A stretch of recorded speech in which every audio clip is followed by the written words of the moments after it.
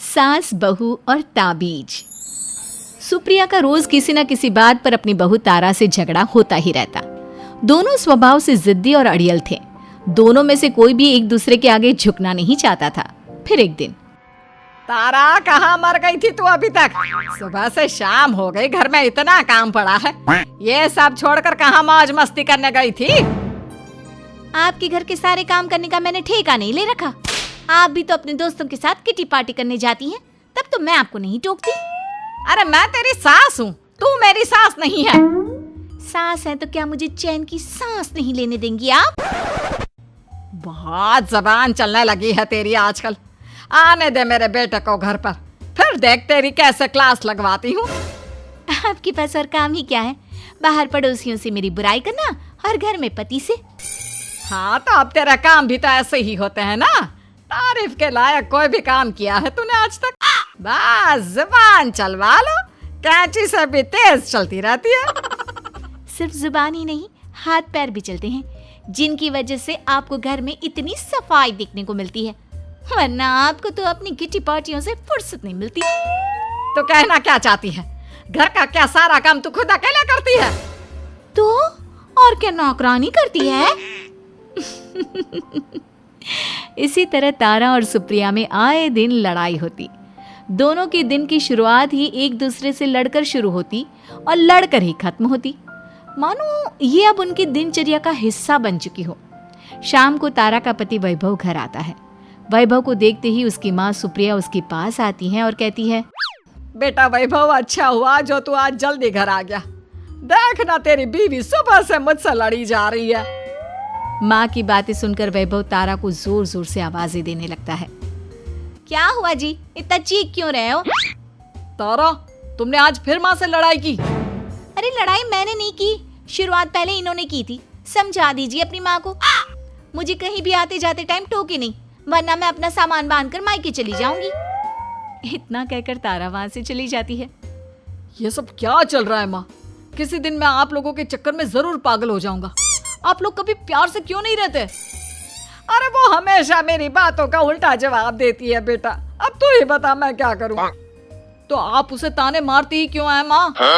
वाह बेटा वाह, तुझे मेरे ताने दिखते हैं, उसका बात करने का तरीका नहीं दिखता। देखा नहीं वो किस तरह से बात करती है मुझसे। मुझे माफ कीजिए माँ, मुझे आप दोनों के बीच में पड़ना ही नहीं है। आप दोनों ही एक जैसे हो। इतना कहकर वैभव वहां से चला जाता है। वैभव के जाने के बाद सुप्रिया सोच में पड़ जाती है। धीरे धीरे समय बीतने लगता है और एक दिन सुप्रिया को पता चलता है कि उनके गांव में एक महात्मा ठहरे हुए हैं जो वशीकरण करना जानते हैं। तो सुप्रिया भागते हुए उन बाबा का पता ढूंढने निकल पड़ती है। इस बात की खबर जैसे ही तारा को चलती है, वो भी उस बाबा की खोज में निकल पड़ती है।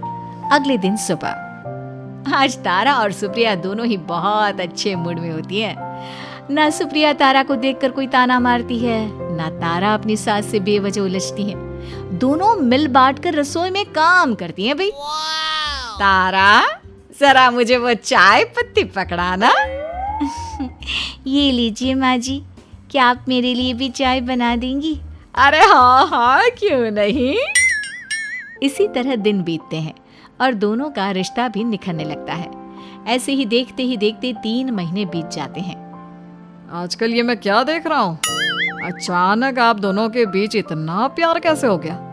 एक दिन था जब कभी माँ आप तारा को ताने देते देते नहीं थकती थी, और तारा तुम पहले तो कितना उलझती थी माँ से, तो अब ये अचानक क्या हो गया आप दोनों को? अरे यह सब तो एक बाबा का कमाल है, जिसने मुझे ये ताबीज दिया था। सुप्रिया के हाथ में बंधा ताबीज देखकर तारा चौंक जाती है। ये ताबीज तो उस बाबा ने मुझे भी दिया था, आपको अपने वश में करने के लिए। इसका मतलब तू भी उस बाबा से मिलने गई थी? आपकी हरकतों की वजह से ही मुझे जाना पड़ा था। ये सब क्या चल रहा है? मुझे तो आप लोगों की कोई भी बात समझ में नहीं आ रही। अबे साले। सुप्रिया वैभव को सारी बात बताते हुए कहती है, अरे जैसे ही मुझे पता चला कि हमारे गांव में जाने माने तांत्रिक बाबा आए हुए हैं जो वशीकरण करना जानते हैं, तो मैं बिना देरी किए उनके पास चली गई और बहू को अपने वश में करने की इच्छा उनके सामने रखी, जिससे ये मेरी हर बात माने। बाबा, मैं अपनी बहू से बहुत दुखी हो चुकी हूँ। वो मेरी एक बात नहीं मानती। आप कुछ ऐसा कीजिए बाबा जिससे मेरी बहू मेरी हर बात मानने लगे। पहले आप मुझे अच्छे से बताइए, आपको अपनी बहू से आखिर परेशानी क्या है? बाबा वो मुझसे कभी प्यार से बात नहीं करती।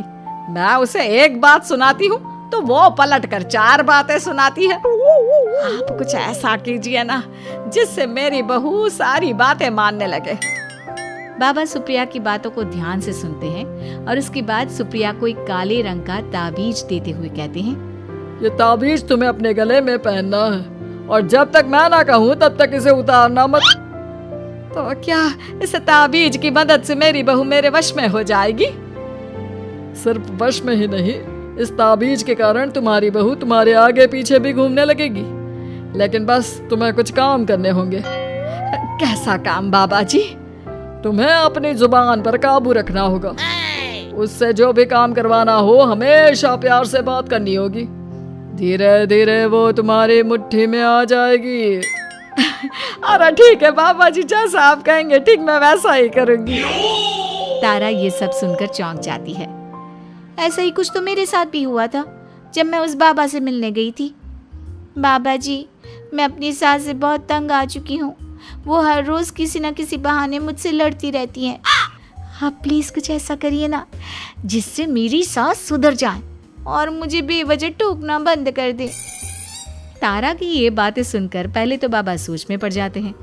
उसके बाद वो तारा को भी काले रंग का ताबीज पकड़ाते हुए कहते हैं, ये लो बिटिया, इसे अपने गले में पहन लो और जब तक मैं तुम्हें इसे उतारने के लिए ना बोलूं तब तक इसे उतारना नहीं।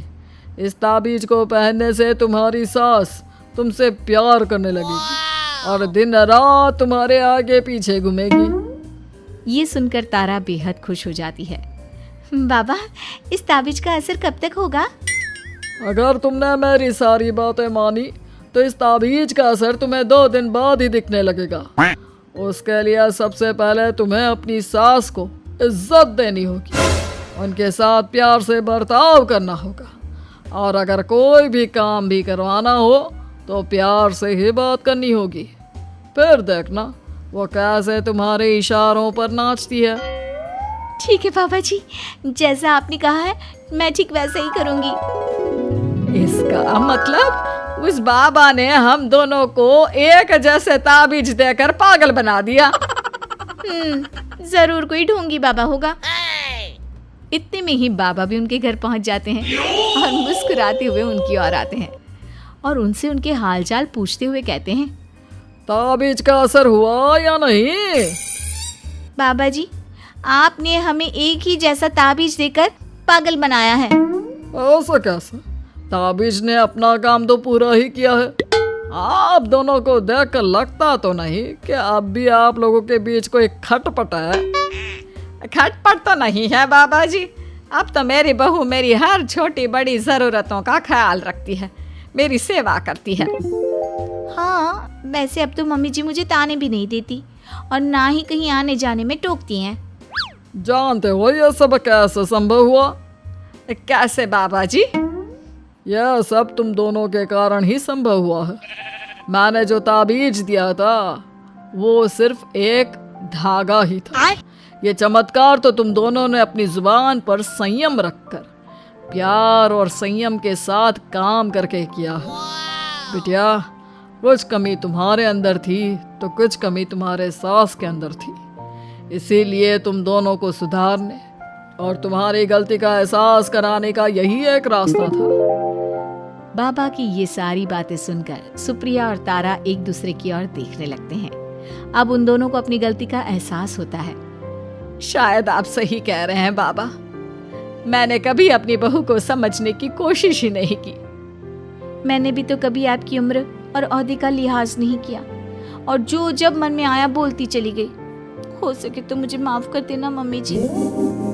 चलो फिर अगर सब ठीक ही हो गया है तो बाबा जी अब आप भी वापस अर्जुन बन जाइए। वैभव की बात पर बाबा अपनी नकली दाढ़ी हटाते हैं तो उसे देखकर सास बहू हैरान रह जाती हैं। अरे अर्जुन भैया, आप? हाँ भाभी, आप दोनों के रोज रोज वाले झगड़ों से परेशान होकर एक दिन मेरे इस दोस्त ने एक प्लान बनाया और मेरी मदद मांगी, तो मैं इनकार कैसे कर सकता था। और देखिए आज उसका नतीजा हम सबके सामने है।